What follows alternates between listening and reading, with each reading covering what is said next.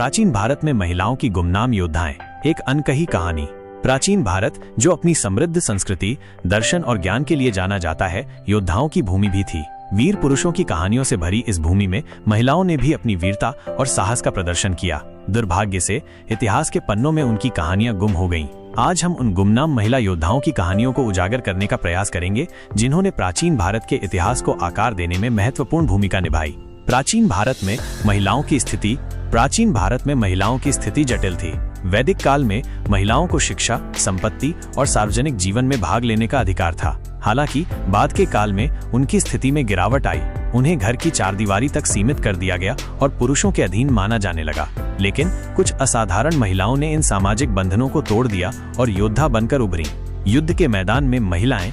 प्राचीन भारत में महिलाओं ने विभिन्न भूमिकाओं में युद्ध में भाग लिया। कुछ महिलाएं रानियां और राजकुमारियां थीं, जिन्होंने युद्ध में अपनी सेना का नेतृत्व किया। अन्य महिलाएं सैनिक, जासूस या अंगरक्षक थीं। उन्होंने अपनी वीरता और युद्ध कौशल से दुश्मनों को हराया और अपने राज्यों की रक्षा की। कुछ गुमनाम महिला योद्धाओं की कहानियां। रानी चेन्नम्मा। कित्तूर की रानी चेन्नम्मा एक वीर योद्धा थीं, जिन्होंने 1824 में ब्रिटिश ईस्ट इंडिया कंपनी के खिलाफ विद्रोह किया था। उन्होंने अपनी छोटी सेना के साथ अंग्रेजों का बहादुरी से मुकाबला किया और उन्हें कई बार हराया। रानी नायकी देवी। चालुक्य वंश की रानी नायकी देवी ने 1178 में मोहम्मद गौरी को हराया था। उन्होंने अपने पुत्र मूलराज द्वितीय की ओर से युद्ध का नेतृत्व किया और गौरी की सेना को करारी शिकस्त दी। रानी रुद्रमा देवी। काकतीय वंश की रानी रुद्रमा देवी एक कुशल शासक और योद्धा थीं। उन्होंने 13वीं शताब्दी में अपने राज्य पर सफलतापूर्वक शासन किया और दुश्मनों से उसकी रक्षा की। रानी दिद्दा। कश्मीर की रानी दिद्दा एक शक्तिशाली शासक थीं, जिन्होंने 10वीं शताब्दी में अपने राज्य पर शासन किया।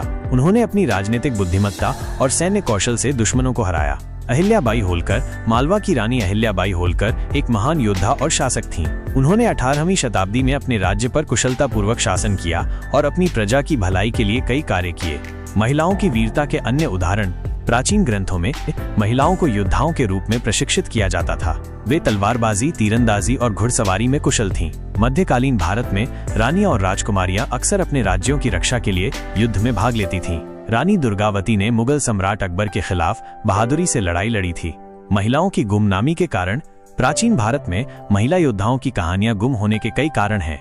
पितृसत्तात्मक समाज। प्राचीन भारतीय समाज पितृसत्तात्मक था, जहां पुरुषों को महिलाओं से श्रेष्ठ माना जाता था। इसलिए महिलाओं की उपलब्धियों को अक्सर नजरअंदाज कर दिया जाता था। ऐतिहासिक अभिलेखों की कमी। प्राचीन भारत में महिलाओं की वीरता के बारे में बहुत कम ऐतिहासिक अभिलेख उपलब्ध हैं। सामाजिक पूर्वाग्रह। इतिहासकारों ने भी महिलाओं की वीरता को कम करके आंका है और उनकी कहानियों को नजरअंदाज किया है। निष्कर्ष। प्राचीन भारत में महिलाओं की गुमनाम योद्धाओं की कहानियां हमें उनकी वीरता, साहस और शक्ति की याद दिलाती हैं। वे हमें ये भी बताती हैं कि महिलाओं ने हमेशा समाज में महत्वपूर्ण भूमिका निभाई है, भले ही उन्हें पुरुषों के समान अवसर न मिले हों। हमें इन गुमनाम नायिकाओं की कहानियों को याद रखना चाहिए और उन्हें आने वाली पीढ़ियों के लिए प्रेरणा का स्रोत बनाना चाहिए।